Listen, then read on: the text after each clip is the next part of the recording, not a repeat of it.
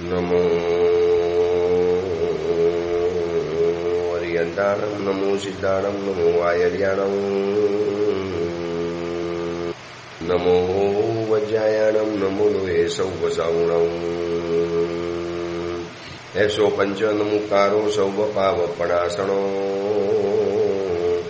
મંગલાહાનમ ચ સવ્વેસી બ્રહ્મમ વૈ મંગલમ. મંગલમ ભગવાન વીરો, મંગલમ ગૌતમ પ્રભુ, મંગલમ સ્થૂલભદ્રાદ્યા, જૈન ધર્મોસ્તુ મંગલમ. પ્રવચનનો વિષય છે માર્ગ ભૂલેલા જીવન પથિકોની પ્રતિબોધ કથા. આજથી 1245 વર્ષ પૂર્વે બનેલો 4 પ્રસ્તાવ અને 17,000 શ્લોકોની અંદરમાં ફેલાયેલો આ કુવલય માલા નામનો ગ્રંથ આપણી સાથે અનાદિ નિગોદમાંથી જોડાયેલા આ 5 દોષો, સમગ્ર વિશ્વને વશીભૂત કરવા માટે આ 5 દોષો સક્ષમ છે. પણ ક્યારે સક્ષમ છે? જ્યારે આપણે એમને ટેકો આપીશું તો. આપણા વગર એ લોકો સક્ષમ છે જ નહીં. એક બોલ છે અથવા તો એક વસ્તુ છે, એ અહીંયાથી ત્યાં જવા માટે સમર્થ છે, પણ એને કોઈ ખસેડે તો જાતે નથી જઈ શકતા. એવી રીતે આ 5 દોષોની તાકાત, 5 દોષોનું સામર્થ્ય એ આપણી સાથે જોડાયેલું છે. આપણે અગર એની સાથે જોડાયેલા છીએ તો એની તાકાત વધારે છે. આપણે અગર એનાથી વિપરીત છીએ તો એમની કશી તાકાત નથી. તો આવા 5 દોષો, એની જે પીડા, એની જે પરેશાની, એની જે મુશ્કેલી, એનાથી ઉત્પન્ન થતા અનેક પ્રકારના પારિવારિક, સામાજિક જેટલા પણ ઝઘડાઓ દેખાય, સંઘર્ષો દેખાય, એ બધા જ આ 5 દોષોની કંઈક અલગ અલગ રમતો રહેલી છે. જેટલા પણ ક્રાઇમ થતા હોય છે, જેટલા પણ અપરાધો થતા હોય છે, જેટલા પણ યુદ્ધ થતા હોય છે, કોઈ પણ દેશ આવી રીતે આતંકવાદીના જે હુમલા કરે, પહેલગામમાં થયા એવી રીતે, બસ આ જે આતંકવાદી ગણો કે ત્રાસવાદીઓ ગણો કે પછી નક્સલવાદીઓ ગણો કે જે પણ યુદ્ધ ગણો, જે પણ કોર્ટ કચેરી ચાલતા જાય, જે પણ નાના મોટા ઘરની અંદરમાં ઝઘડા ચાલતા જાય, રેપ ચાલે, ડિવોર્સ ચાલે, આ બધું જ જે થતું હોય છે ને, એ આ 5 દોષોની કંઈક ને કંઈક અલગ રમત રહેલી છે. જે વ્યક્તિ આની ઉપર કંટ્રોલ કર્યો હશે, સંયમ રાખીને બેઠા હશે, જે આને કાબુની અંદરમાં રાખીને બેઠા હશે, એના જીવનની અંદરમાં ઉથલ પાથલ નહીં મચે. આ 5 દોષોને જે કાબુની અંદરમાં રાખી શકે છે અને રાખી શકાય છે. આ 5 વ્યક્તિનું ચરિત્ર એટલા માટે આપણને બતાવ્યું કે એક સમય એવો હતો, આ 5 વ્યક્તિઓ એ દોષોના કાબુની અંદરમાં હતા, દોષોને વશીભૂત હતા. એમની આખી જિંદગી એ દોષોના વશીકરણની અંદરમાં ચાલી ગઈ અને કેવા ખૂન ખરાબા કર્યા એ કથા આપણે જાણી છે. જે પહેલેથી પ્રવચન સાંભળ્યા હશે એમને ખબર હશે કે કેવી હિંસાઓ કરી છે. એ માનભટ્ટ અને ચંડસોમ અને લોકદત્ત, માયાદિત્ય, આ બધાએ જે ભયંકર ખૂન ખરાબી કરી છે ને, એવી તો કદાચ આપણે પણ નથી કરી. તો આવા 5 દોષોના ખૂંખાર રીતે ભોગ બનેલા જીવો આજે કેવા 5 જીવો દોષોમાંથી મુક્ત બની ગયા અને આજ ભવની અંદરમાં, મોક્ષની અંદરમાં જવાના. ભલે વાર લાગી, થોડીક પ્રોસેસ થઈ, પરંતુ રાતોરાત તો કોઈ પરિણામ જીવનમાં નથી મળતું. જેટલા સમયથી, અનાદિકાલથી આપણે આ દોષોનું સેવન કર્યું છે, તો કંઈ અનાદિકાલની જરૂર નહીં પડે એને હટાવવા માટે.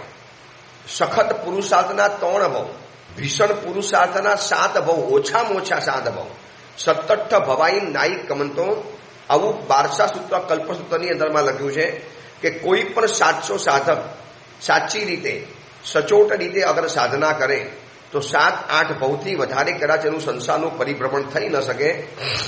તો આ જીવો 5 દોષોમાંથી મુક્ત થઈ શક્યા ને. 3 જીવો તો મુક્ત થઈ ગયા. હવે 4થા નંબરના જીવની કથા ચાલે છે. 3 જીવો તો પરમાત્મા મહાવીરના સાનિધ્યની અંદરમાં સાધનાની સરગમ બજાવવાની શરૂ પણ કરી દીધી અને આ જ ભવની અંદરમાં બધા 5 મોક્ષની અંદરમાં જવાના. બસ એ જ વાતને કથાના માધ્યમ દ્વારા આપણે જાણીએ છીએ. નાનકડો બાળક પરમાત્મા મહાવીરના સમવસરમાં પહોંચી ગયો, બ્રાહ્મણ બટુક હતો, અને એને જે સવાલ પૂછ્યો એની સામે જે પરસદાને કુતૂહલ થયું અને એના માટે પરમાત્મા ગૌતમ સ્વામીજીએ પરમાત્માને જે સવાલ પૂછ્યા અને એની સામે પ્રભુ મહાવીર કથા બતાવી રહેલા છે. અને કથાને જાણતા જાણતા આપણે ત્યાં સુધી પહોંચ્યા કે પિતાજી, યજ્ઞદેવ પિતાજી અતિ સમૃદ્ધ હતા, એકદમ શ્રીમંત હતા. એમનું સમાજની અંદરમાં એક નામ પણ હતું, પરંતુ એમનો પુત્ર સ્વયંભૂ નસીબનો જરા બલવાન નહોતો, નસીબ જરા અલ્પ હતું, ભાગ્ય જરા હીન હતું. ચક્રવર્તીનો પુત્ર પણ ચક્રવર્તી નથી બનતો, એને પણ ખંડિયા રાજા બનીને રહેવું પડતું હોય છે. જિંદગી એટલે પુણ્યની રમત છે.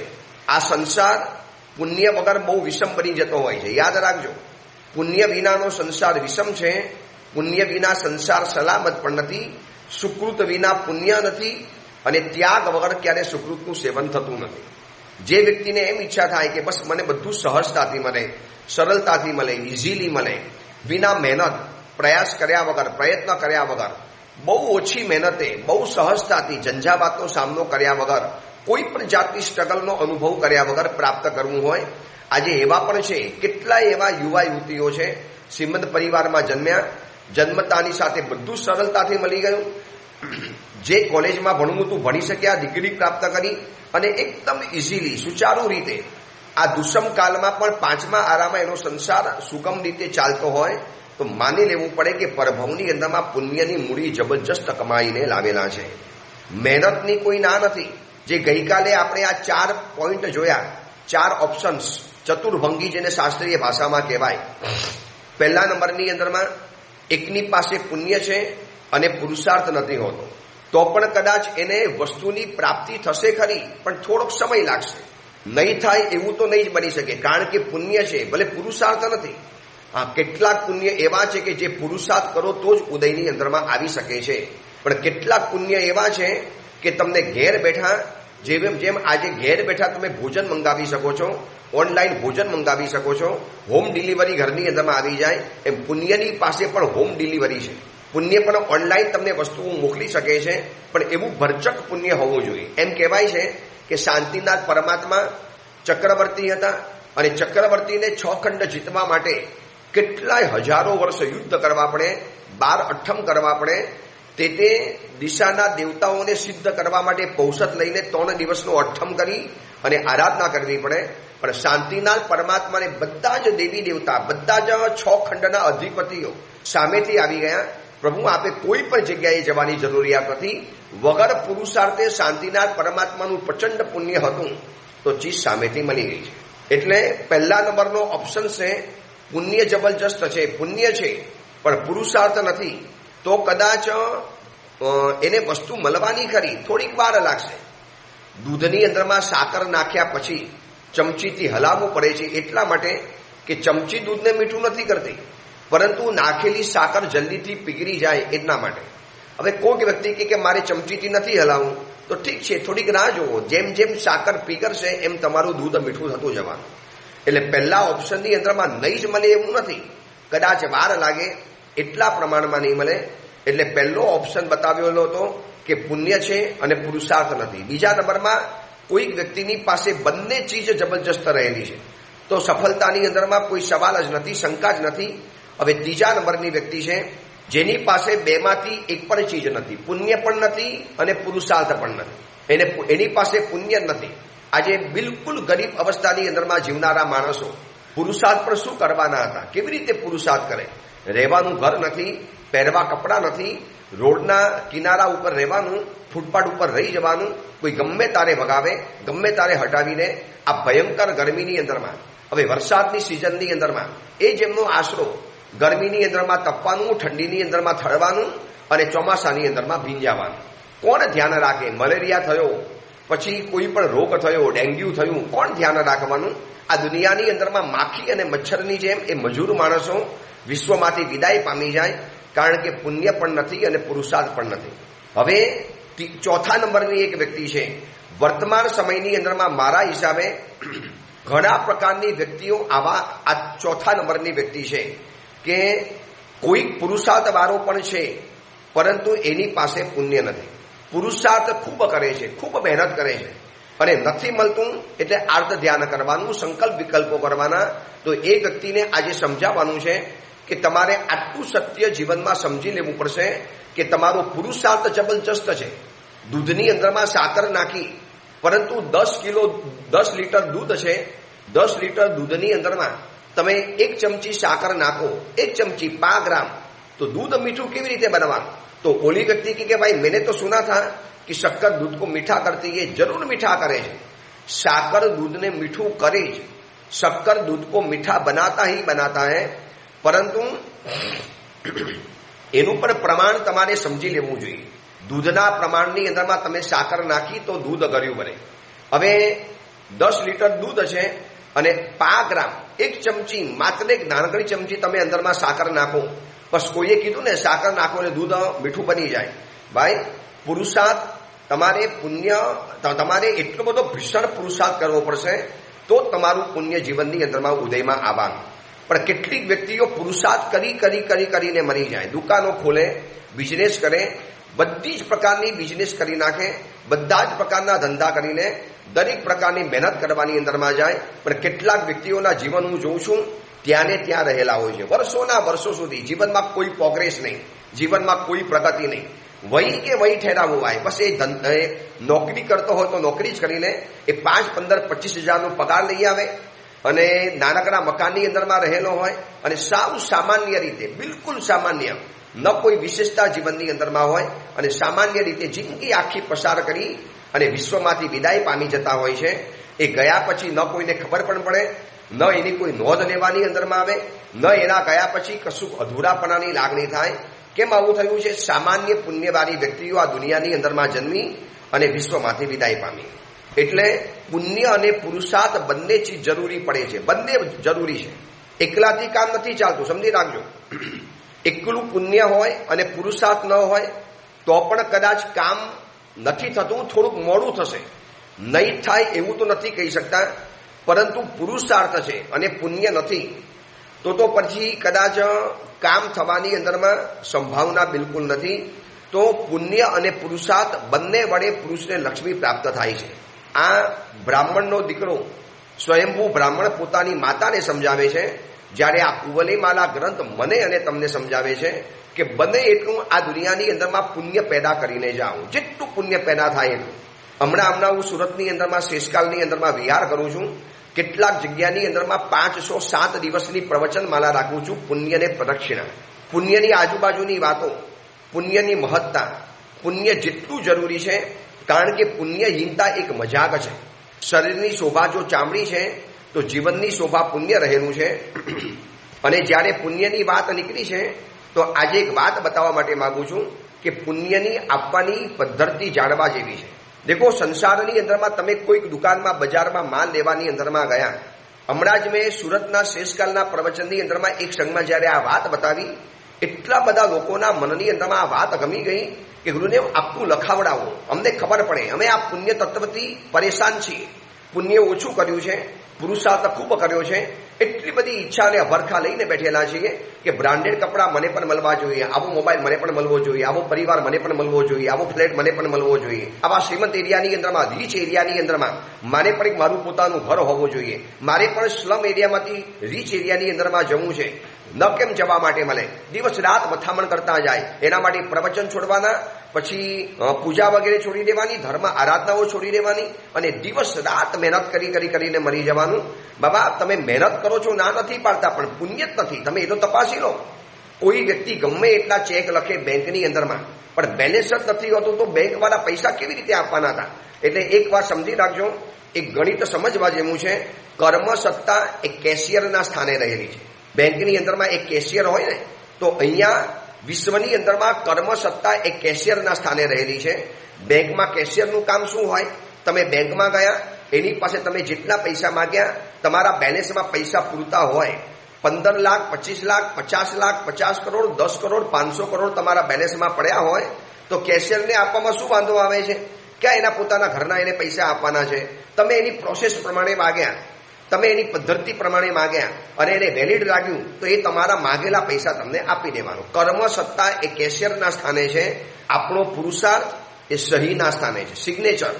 ત્યાં પણ તમારી સિગ્નેચર માગે. તમારી સિગ્નેચર જો મેચ થતી હોય, એક સિગ્નેચરની કોપી એની પાસે પડેલી હોય કેશિયર પાસે, અને તમે સિગ્નેચર બતાવી અને સિગ્નેચર બરોબર તમારી વેલિડ લાગી, બરોબર કોપી જેવી લાગી, એટલે કેશિયર તમને વસ્તુ આપી દે છે. પરંતુ આપણને મળતી સફળતા એ પુણ્યના બેલેન્સના સ્થાને છે. હવે એટલું બતાવો, કેશિયર ગમે એટલો દયાળુ હોય, સહી આપણી ગમે એટલી સારી હોય, સાચામાં સાચી સહી હોય, સહી બરોબર મેચ થતી હોય, વ્યવસ્થિત આપણી પોતાની સહી છે, આવું પુરવાર થઈ ચૂકેલું હોય, છતાં પણ ચીજ નથી મળતી જ્યારે બેલેન્સ નીલ હોય, તો બેલેન્સ ખાલી હોય. કેશિયર કહી દે સાહેબ આ વસ્તુ નહીં મળી શકે, તમારા બેલેન્સને તમારા ખાતાની અંદરમાં અત્યારે પૈસા જમા નથી બોલતા, તો પૈસા નાખો અને પછી પૈસા માંગવા માટે આવો તો મળી જાય છે. પણ આ સત્ય બેંકની ભાષાની અંદરમાં સમજાય છે, તો ધર્મની ભાષાની અંદરમાં કેમ નથી સમજાતું?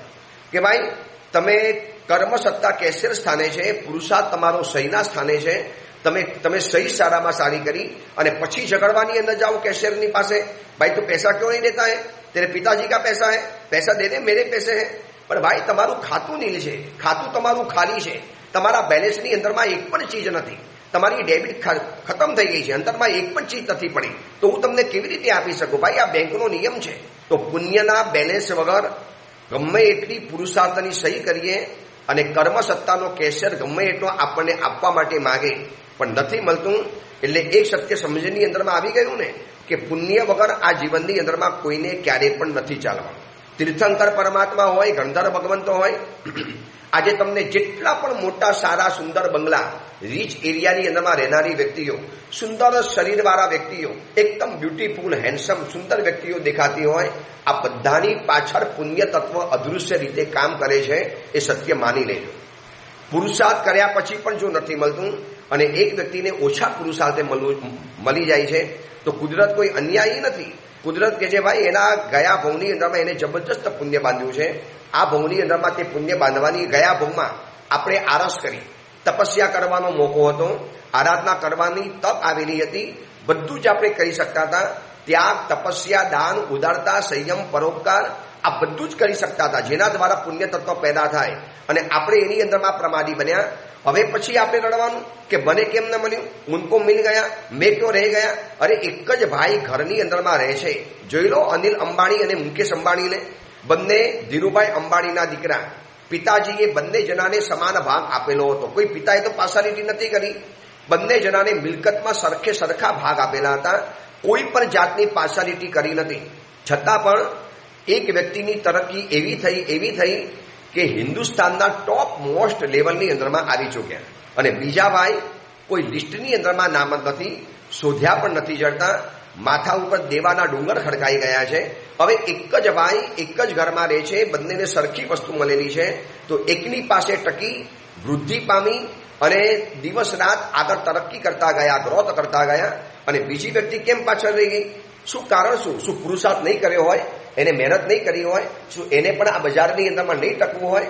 બધા જ મહેનત કરે, હું પણ મહેનત કરું છું મારા પ્રવચનના ક્ષેત્રની અંદરમાં, પણ એક પ્રવચનના ક્ષેત્રમાં ઓછી મહેનત કરે અને એની સભાની અંદરમાં 1000, 2000, 5000 માણસ આવી જાય, અને મારા જેવો સાધુ તંતુડ મહેનત કરે, છતાં પણ કદાચ એટલી સંખ્યા સુધી હું ન પહોંચી જાઉં. તમારે ઈર્ષા નહીં કરવાની, નિંદા નહીં કરવાની, સંકલ્પ વિકલ્પ નહીં કરવાના, આર્ત ધ્યાન નહીં કરવાના, અસમાધિ નહીં કરવાની, હાઈબોય નહીં કરવાના, બીજા કોઈ પણ જાતના ઢીલા હલકા નબળા વિચારો કર્યા વગર મારે માની લેવાનું કે પુરુષાર્થના પ્રમાણે મારું પુણ્ય ઓછું પડે છે. સાકર દૂધમાં નાખવાથી દૂધ ગળ્યું બને છે, પરંતુ આટલા મોટા તપેલાની અંદરમાં એક ચમચીભર સાકર નાખવાથી દૂધ ક્યારે ગળ્યું ના બની શકે. તો બસ મારા જીવનની અંદરમાં પુણ્ય તત્વ ઓછું પડે છે. હવે આ પુણ્ય તત્વની છે ને આપવાની 5 પદ્ધતિ જાણવા જેવી છે. હું ઘણી વખત પ્રવચનમાં બતાવું છું, આજે આ વાત જાણવા જેવી છે કે પુણ્ય તત્વ શું કરે છે. તમે નાનકડું પુણ્ય કરો, બહુ સામાન્ય પુણ્ય, પણ પુરુષાર્થના પ્રમાણની અંદરમાં તમને ચિકાર ફળ આપી શકે છે. કોઈ દુનિયામાં દુકાનદાર એવો છે 100 રૂપિયા આપો અને લાખ રૂપિયાનો માલ આપે, પણ પુણ્ય તત્વ છે મોર ધેન ડિઝાયર. પહેલા નંબરની અંદરમાં પુણ્ય તત્વની આપવાની પદ્ધતિ છે મોર ધેન ડિઝાયર. તમે જેટલી ઈચ્છા કરી એના કરતાં વધારે પુણ્ય તત્વ આપી શકે છે. હવે મારી હેસિયત નથી એટલે મેં તો ખાલી એટલી ઈચ્છા કરી હોય, બસ આપણને એક આટલું મળી જાય ને તો વધારે સારું. પણ એની સામે પુણ્ય તત્વ કે અરે યાર શું ગભરાય છે, શું ડરે છે, હું બેઠો છું તારી બાજુની અંદરમાં, ઓર વધારે ઈચ્છા કર, ઓર વધારે ઈચ્છા કર. નહીં સાહેબ, બસ આટલી ઈચ્છા છે, મારા જેવો નાનો માણસ આનાથી વધારે ન ચાહી શકે. અને પુણ્ય તત્વ એવું છે કે મોર ધેન ડિઝાયર, આપણે માગો એના કરતાં વધારે પુણ્ય તત્વ આપી દે છે. કોઈ દુકાનદાર એવો જોયો, તમે માગો એના કરતાં વધારે માલ આપ્યો હોય, તમે 1 કિલો માગે અને 10 કિલો આપીને, 1 લીટર માગો અને 10 લીટર આપીને, છે કોઈ એવો? પણ પુણ્ય તત્વ છે મોર ધેન ડિઝાયર. હવે શાલીભદ્રે શું શાલીભદ્રએ કોઈ કલ્પના કરી હશે? શાલીભદ્રએ કોઈ વિચાર કર્યો હશે કે મારા ઘરની અંદરમાં જિંદગીભર માટે 99 પેટી ઉતરવાની? શું કોઈ કલ્પના કરી હશે? પણ જ્યાં સુધી જીવ્યા, જન્મ લેતાની સાથે સંયમ જીવન નથી સ્વીકાર્યું, ત્યાં સુધીની અંદરમાં રોજ 99 પેટી ઉતરવાની, નવા ફ્રેશ કપડાં આવે, નવું ભોજન આવે, નવા ઘરેણા આવે, અને આજના ઘરેણા સીધા ફેંકી દેવાના. એકમાત્ર દુનિયાની અંદરમાં અજોડ બન્યા છે શાલીભદ્રજી. શેના કારણે? પુણ્ય તત્વ કહે છે કે મોર ધેન ડિઝાયર. હું લોકોને વારંવાર કહું છું કે બસ જેટલું બને એટલું પુણ્ય તત્વ કમાવું. પરમાત્માની પૂજા, સુપાત્ર દાન, ગુરુવંદન, તીર્થોની યાત્રા, શુભ વિચાર, શુભ આચાર, ત્યાગ, તપસ્યા, દાન, દક્ષિણા, સંયમ, ઉદારતા, પરોપકાર, સહજ જિંદગી જીવવાની, નિંદા, કુટિલતા, ઈર્ષાનો અભાવ, માયાનો અભાવ, એકદમ સરળ લાઈફ. આના દ્વારા જે વિશિષ્ટ પુણ્ય બંધાય છે એ પુણ્ય આપણને ભવોભવની અંદરમાં કામ લાગવાનું. અને પુણ્ય તત્વની આપવાની પદ્ધતિ જાણ્યા પછી પુણ્ય તત્વ ઉપર ઓવારી જવાય. More than desire. Number 2, more than destiny. તમારા નસીબની અંદરમાં જેટલું લખ્યું હશે ને એના કરતાં પુણ્ય તત્વ વધારે આપે છે. આપણે વિચાર કરીએ કે મારા ભાગ્યની અંદરમાં કેવી રીતે આવી ગયું. પુણ્ય કહે છે કે હું બેઠો છું ને, બસ તું ખાલી મારું અર્જન કર, મારું સર્જન કર, મને પેદા કર, મારું પ્રોડક્શન કર, મારું કલેક્શન કર, મને ઉત્પન્ન કર, મારો સંગ્રહ કર, પછી હું તારા જીવનમાં બેઠો છું. તારા ભાગ્યને પણ હું સાઈડમાં મૂકી દઈશ અને મોર ધેન ડેસ્ટિની, તારા નસીબ કરતાં પણ વધારે આપવા તૈયાર છું. આ માત્ર પુણ્ય તત્વની તાકાત છે, બીજા કોઈની તાકાત નથી. આપણે પણ વિચારીએ કે આની પાસે આટલો અભ્યાસ તો નથી, આની પાસે આવું કોઈ લેવલ નથી, એની પાસે કોઈ એવું બેકગ્રાઉન્ડ નહોતું, એનો કોઈ ગોડ ફાધર નહોતો, તો આ વ્યક્તિ આટલા ઊંચ સુધી કેવી રીતે પહોંચી ગયો? કોણ લઈ ગયું એને આટલે ઉપર? તો માનવું પડે પુણ્ય તત્વ છે more than destiny. More than desire, more than destiny. Number 3, ત્રીજા નંબરની અંદરમાં મોર ધેન ડિઝર્વ. ડિઝર્વ એટલે અધિકાર. આપણી લાયકાત, આપણી યોગ્યતા, આપણો અધિકાર, આપણા અધિકાર કરતાં પણ વધુ આપણને આપી શકે છે. મારો એટલો અધિકાર નહોતો, મારી એટલી કદાચ પાત્રતા પણ નથી, મારી એટલી લાયકાત અને યોગ્યતા પણ નથી, મારું એટલું લેવલ પણ નહોતું કે હું એ ચીજને પામી શકું, મેળવી શકું. પણ પુણ્ય તત્વ જ્યારે ફેવર કરે છે, યાદ કરો કુમારપાલ રાજાને 50 વર્ષ સુધી તો જંગલની અંદરમાં રખડ્યા છે, અને 70મા વર્ષે જ્યારે રાજ્ય ગાદી ઉપર બેઠા, જે સમયમાં લોકો નિવૃત્ત થઈ જાય એ સમયની અંદરમાં તમે વિચારી લો ને, આજની તારીખમાં આપણી આંખની સામે દેખાય છે નરેન્દ્ર મોદી સાહેબ કેવા ગરીબ, સામાન્ય, એકદમ સામાન્ય ગરીબ કક્ષાના કહી શકાય એવા પરિવારની અંદરમાં જન્મ થયો છે. એ વડગામના નાનકડા ઝૂંપડા જેવા ઘરની અંદરમાં રહેવાનું, અને ઘરનો ત્યાગ કરી દીધેલો સંન્યાસી બનવા માટે, અને પછી RSS નામની સંસ્થાની અંદરમાં જોડાયા, રાષ્ટ્રીય સેવક સંઘના સભ્ય બન્યા, અને પછી પુણ્ય તત્વ ક્યાં લઈ ગયું? આજે ક્યાં જઈને બેઠેલા છે સાહેબ? હિન્દુસ્તાનનું એક નામ રોશન કરી રહેલા છે. વડાપ્રધાન તો આ સુધીની અંદરમાં ઘણા આવી ગયા, પ્રાઇમ મિનિસ્ટર, પણ આ સાહેબ કદાચ ઇતિહાસની અંદરમાં અમર બની જવાના. શેના કારણે? શું એ નરેન્દ્ર મોદી સાહેબ હતા માટે? નહીં, એમના બેકગ્રાઉન્ડની અંદરમાં પુણ્ય તત્વ કોઈક અલગ છે. More than desire, more than destiny, more than deserve. કોઈ બેકગ્રાઉન્ડ નથી રાજકારણનું. અને એની સામે તમે જોઈ લો રાહુલ ગાંધી સાહેબને. રાહુલ ગાંધીનું બેકગ્રાઉન્ડ ક્યાં અને નરેન્દ્ર મોદી સાહેબનું બેકગ્રાઉન્ડ ક્યાં? તમે બંનેના બેકગ્રાઉન્ડ તપાસી લેજો. રાહુલ ગાંધીના બેકગ્રાઉન્ડની અંદરમાં એમની mummy Sonia Gandhi prime minister જેવી હોદ્દો ભોગવતા હતા. ભલે બન્યા નહોતા, પણ સત્તા તો એમની ચાલતી હતી. એમના દાદા જવાહરલાલ નહેરુ, એમની દાદી ઇન્દિરા ગાંધી, અરે એમના પિતાજી રાજીવ ગાંધી, આ બધા જ વડાપ્રધાન બન્યા છે. હિન્દુસ્તાનની ગાદીને શોભાવનારા બનેલા છે. જાણે કે એમની કુલ પરંપરાની અંદરમાં વડાપ્રધાન પદ આવતું હતું. 4 વ્યક્તિઓ, સોનિયા ગાંધીજી, રાહુલ ગાંધીના પિતાજી, પછી એમના દાદા અને એમની નાની, આ બધા જ વડાપ્રધાન પદને ભોગવીને ગયા. તો રાહુલ ગાંધી સાહેબને કોણ અડકાવી શકતું હતું? પણ માનવું પડે કે પુણ્ય તત્વ એમનું ટૂંકું પડે છે. પુરુષાર્થ જબરજસ્ત છે. ખૂબ બધી રેલીઓ કાઢે, ખૂબ બધી યાત્રાઓ કરે, ભારત જોડો યાત્રા, કેટલી બધી યાત્રાઓ કરે છે. આંખની સામે દેખાય છે, સ્પષ્ટ ઉદાહરણ. બીજાની વાત છોડો ને, વ્યક્તિને માનવું જ પડે કે more than desire, more than destiny અને મોર ધેન ડિઝર્વ. અરે લાયકાત કરતાં પણ એક વધુ હોદ્દા મળતા જાય, સત્તા મળતી જાય, તમને સામગ્રીઓ મળતી જાય, તમને સૌંદર્ય મળતું જાય, તમને સામેથી વસ્તુઓ તમારા ચરણ ચૂમવાની અંદરમાં આવતી જાય, તો એ તમારે પુણ્ય તત્વને સલામ કરવી જ પડે. અને એની સામે કેટલીક વ્યક્તિઓ આવી છે કે જેની કુલ પરંપરાની અંદરમાં હવે 4 પેઢીથી જેમને ત્યાં વડાપ્રધાન પદ આવતું હતું, તો કેમ 5મી પેઢીની અંદરમાં અટકી ગયું? દુનિયાને તો એવું નથી કે રાહુલ ગાંધી ઉપર દ્વેષ છે કે કશું છે, પણ વ્યક્તિનું પુણ્ય જ નથી. પુણ્ય તત્વની ઉણપ. આપણે તો ધન્યભાગી છીએ કે આપણને આવા તત્વો જાણવા માટે મળ્યા છે. જન્મતાની સાથે 9 તત્વની અંદરમાં આપણે પુણ્ય તત્વની વાતો જાણી છે, પરંતુ જેને ખબર જ નથી એ વ્યક્તિ તો જીવનની અંદરમાં કેવી રીતે આ પુણ્ય તત્વની સમજ પ્રાપ્ત કરે? અને નથી ને, એના કારણે પછી હાયબોય કરે, સંકલેશ કરે, રાગ દ્વેષ કરે, રગડા ઝઘડા કરે. તો આપણે તો સમજીએ કે પુણ્ય તત્વ છે તો જ સલામત છે. આ સ્વયંભૂદેવ બ્રાહ્મણ પોતાની માતાને જ્યારે સામેથી કહે છે કે માં, પુણ્ય તત્વ વગર તો કોઈ, એટલે પુણ્ય અને પુરુષાર્થ બંને ભેગા કરવા પડે, પરંતુ પુણ્ય અને પુરુષાર્થના લેવલ સરખા નથી બતાવ્યા. હંમેશા પુણ્યનું લેવલ ઉપર રહેવાનું. પુણ્ય તમારું સારું છે તો વગર પુરુષાર્થે પણ તમને જીવનની અંદરમાં સફળતા મળી જવાની. એટલે more than desire, more than destiny, more than deserve, more than dedication. 4થા નંબરની અંદરમાં તમારું સમર્પણ એટલું નથી, તમે એટલા કર્તવ્યનિષ્ઠ નથી, તમે એટલા ફરજબદ્ધ નથી, આપણે એટલા બધા સાવધાન નથી, છતાં પણ મોર ધેન ડેડિકેશન, આપણા ડેડિકેશન કરતાં પણ આપણી સમર્પણ કે આપણી નિષ્ઠા કરતાં પણ વધુ પુણ્ય તત્વ જીવનમાં આપી શકે છે. આ પુણ્ય તત્વની કમાલ છે. મોર ધેન શબ્દ માત્ર પુણ્ય સાથે જ જોડાયેલો છે. આપણા ભાગ્ય કરતાં વધુ, આપણા પુરુષાર્થ કરતાં વધુ, આપણી લાયકાત કરતાં વધુ, આપણા ડેડિકેશન કરતાં વધુ આપે છે. અને 5મા નંબરની અંદરમાં મોર ધેન એજ્યુકેશન. તમારી પાસે ભલે એટલું એજ્યુકેશન નથી, તમે એટલું ભણેલા નથી, તમારી પાસે એવી કોઈ ઓક્સફર્ડ યુનિવર્સિટી કે બીજી કોઈ યુનિવર્સિટીની તમારી પાસે ડિગ્રીઓ નથી. આ હિન્દુસ્તાનની સારામાં સારી કોલેજની અંદરમાં ભલે તમે ભણ્યા નથી, ડિગ્રી નથી લીધી, પણ મોર ધેન એજ્યુકેશન નથી ભણ્યા.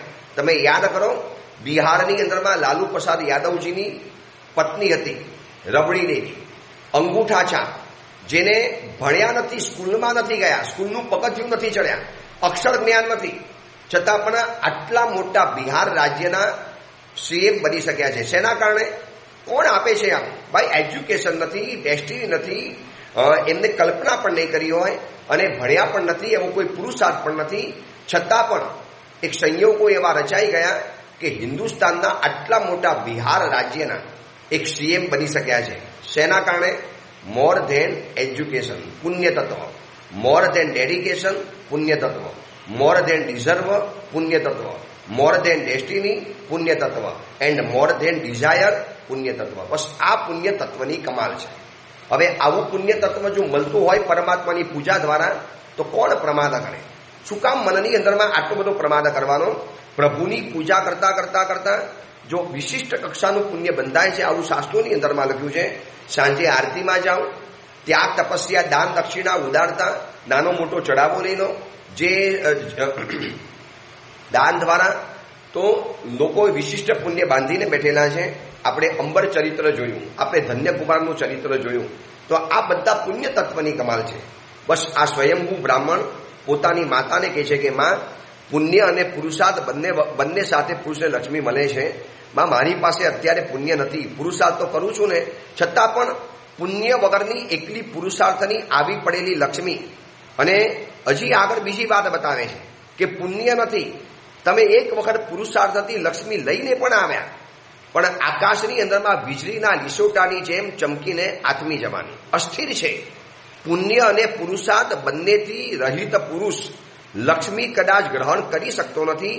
અને એકલા પુરુષાર્થના જોડ ઉપર ક્યાંકથી લૈયા પણ આવશે, ચોરી કરીને, કાંઈ પણ કરીને, ખોટા કાવા દાવા કરીને, પણ પુણ્ય નથી તો ટકી તો નથી શકવાનું. પુણ્ય નથી તો લક્ષ્મી તમારી બાજુની અંદરમાં રહેવાની પણ નથી. આટલી બધી જ્યારે પુણ્યની વાત એ બતાવે છે કે હે માતા, કે જલની અંદરમાં પડેલા ચંદ્રના પ્રતિબિંબની જેમ અતિ ચંચલ સ્વભાવવાળી આ લક્ષ્મી કષ્ટથી ધારણ કરી શકાય છે. માં, પુણ્ય રહિત અને સત્વથી જે પણ કાંઈ બનશે એવું જરૂર કરીશ. પુણ્ય રહિત છું, પણ પુરુષાર્થ કરવાની અંદરમાં જઈશ. માં, તમે કહો છો ને બેટા, પુરુષાર્થ કરને, મહેનત કરને, આ બધું જ કરને. દુનિયા આપણને એ સલાહ આપે છે કે બસ તમે મહેનત વધારે કરો, વધારે કોશિશ કરો.